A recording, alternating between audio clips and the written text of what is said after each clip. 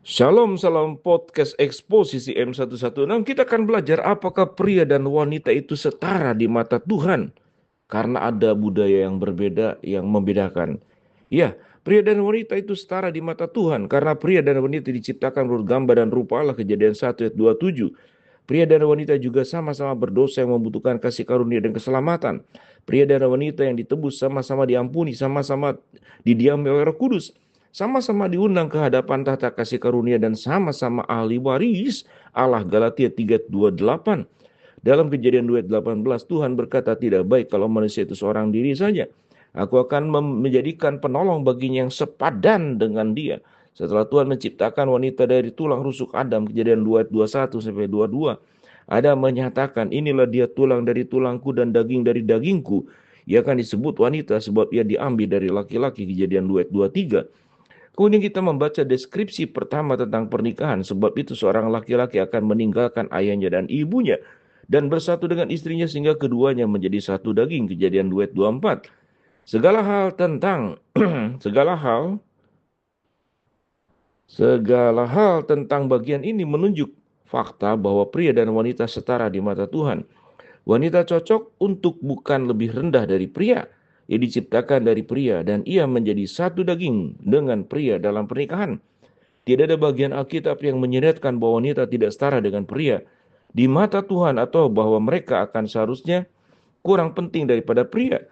Pria dan wanita memiliki peran yang berbeda di rumah dan di gereja. Tetapi peran yang berbeda tidak menunjukkan nilai yang berbeda.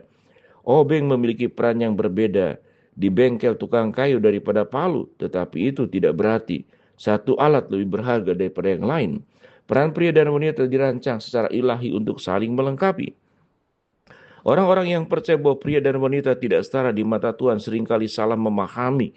Firman Tuhan 1 Petrus 3:7 mengatakan, hai suami-suami, hendaklah kamu hidup bijaksana dengan istrimu sebagai kaum yang lebih lemah dan sebagai teman pewaris dari kasih karunia yaitu kehidupan, supaya doamu jangan terhalang. Beberapa pembaca terpaku kata yang lebih lemah dan merasa tersinggung. Namun apa artinya istri sebagai pasangan yang lebih lemah? Itu tidak ada hubungannya dengan kemampuan mental atau spiritual. Itu hanya merujuk pada fakta bahwa wanita memiliki susunan fisik yang berbeda dari seorang pria. Pria secara alami lebih kuat dan sejak awal pria telah menjadi penyedia pelindung utama bagi keluarga mereka. Kita menemukan kiasan ini dalam kutukan Tuhan atas Adam dengan bersusah payah. Engkau akan mencari makanan dan dari tanah seumur hidupmu. Kejadian 3:17. Kutukan Tuhan atas Hawa menjelaskan pertempuran lama antara kedua jenis kelamin. Keinginanmu akan tertuju kepada suamimu dan ia akan berkuasa atasmu. Ayat 16. Dan seperti yang tertulis di dalam NLT, engkau akan menginginkan untuk mengendalikan suamimu, tetapi ia akan berkuasa atasmu. Hubungan yang harmonis antara pria dan wanita itu rusak oleh dosa dan Tuhan meramah. Tuhan sudah membuatkan dinamika baru akan muncul. Namun bahkan dalam kutukan Hawa tidak ada tanda-tanda tentang inferioritas dan ketidaksetaraan. Orang-orang yang tersinggung dengan penyebutan Petrus tentang kelemahan fisik seorang wanita sama sekali tidak memahami bagian lain. Dalam 1 Petrus 3:7 yang dengan jelas mengatakan bahwa suami dan istri setara secara rohani. Mereka adalah ahli waris dan karunia hidup bersama. Seorang istri harus diperlakukan dengan hormat dan seorang suami yang gagal menghormati istrinya akan menemukan bahwa doanya terhalang. Alkitab Amplified menerjemahkan ayat ini dengan cara lain. Hai suami-suami, hiduplah dengan istrimu dengan cara yang penuh pengertian, dengan kelembutan dan kebijaksanaan yang besar, dan dengan perhatian yang cerdas terhadap hubungan pernikahan. Seperti dengan seseorang yang secara fisik lebih lemah karena ia adalah seorang wanita. Hormatilah dia dan hormatilah dia sebagai sesama pewaris kasih karunia kehidupan sehingga doamu tidak akan terhalang atau tidak efektif. Bagian lain yang dapat membingungkan sebagian orang adalah 1 Timotius pasal 2:11-15. Seorang wanita harus belajar dengan tenang dan tunduk penuh. Aku tidak mengizinkan seorang wanita mengajar atau mengambil alih otoritas atas pria. Dia harus tenang karena Adam dibentuk lebih dulu lalu Hawa, dan Adam bukanlah orang yang tertipu. Wanita yang tertipu dan menjadi orang berdosa, tetapi wanita akan diselamatkan mulai melahirkan anak jika mereka tetap dalam iman, kasih karunia dan kekudusan dengan kesopanan. Lihat Korintus 1 Korintus 14 ayat yang ke-34. Di gereja wanita tidak boleh menjalankan otoritas spiritual atas pria, itu sudah jelas. Alasan dibalik perintah Tuhan bagi gereja juga jelas. Urutan penciptaan tipu daya Hawa, pria bukanlah wanita yang harus menjadi pendeta. Perbedaan peran ini bagaimanapun tidak ada hubungannya dengan nilai intrinsik wanita di hadapan Tuhan. Seorang quarterback mungkin menjadi pengatur permainan di belakang sepak bola, tetapi itu tidak membuatnya lebih berharga secara sebagai pribadi daripada seorang yang high end.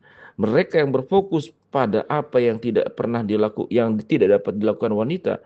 Dalam 1 Timotius 2 seringkali mengabaikan apa yang tidak dapat dilakukan pria pada bagian yang sama.